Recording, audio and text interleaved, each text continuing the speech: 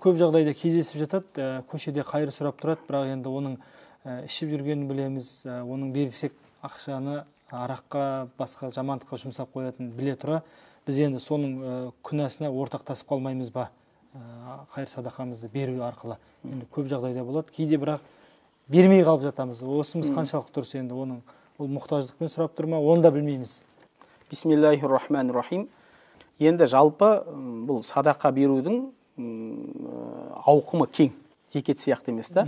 Садақаны жаңа кез келген адамға беруге болады, бірақ әлбетте мұқтаж адамдарға берген абзал. Енді мысалы бір адам сізден сұрап тұр, сіз оның қайда жұмсайтынын білмейсіз. Ол уақытта ол кісіге садақа беретін болсаңыз, сіз оның сауабын аласыз.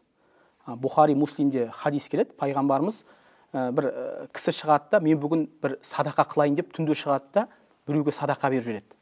Екінші күні адамдар шулай бастайды. Түнде біреу ұрлықшыға садақа берді дейді. Екінші күні шығады да, тағы садақа береді. Сөйтсе бір жеңіл жүрісті әйелге садақа берді деп тағы адамдар шулап кетеді. Үшінші күні шығады да, тағы біреуге садақа береді, сөйтсе бай адамға берген болады. Үшінші күні тағы адамдар кеше біреу түнде бай адамға садақа беріпті деген сияқты сонда шулайды. Сонда жаңа кісі тұрады да, енді бұл да Алланың қалауы ғой дейді да. Сөйтіп түс көреді, түс көрген уақытта біреу түсінде айтады, сен дейді жаңағындай ұрлықшы адамға садақа бердің, мүмкін ол сол садақа себепті ұрлығынан тыйылар дейді. Екінші жаңа жеңіл жүрісті әйелге садақа бердің, ол сол садақа себепті жаңағындай бір инсап келіп жамандығынан тыйылар дейді.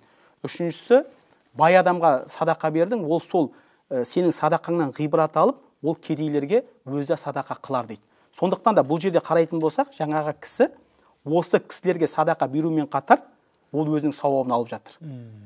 Ал енді сіз біліп тұрсыз, бір арақ ішетін адам келді да сізден садақа сұрап тұр.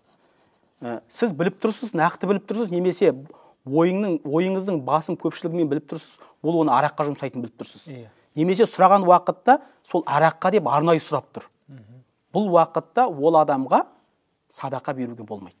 Себебі сіз бұл уақытта оған жаңағындай бір күнәлі іске, харам іске, арам іске жәрдем берген болып есептелесіз.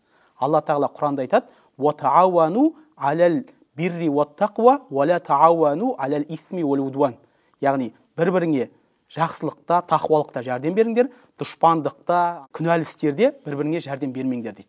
Сондықтан да бұндай уақытта анық білетін болсаңыз, оған жәрдем бермейсіз. Жәрдем берген жағдайда сіз сол күнәлі іске жәрдем берген себепті өзіңізді күнә алған болып есептелесіз.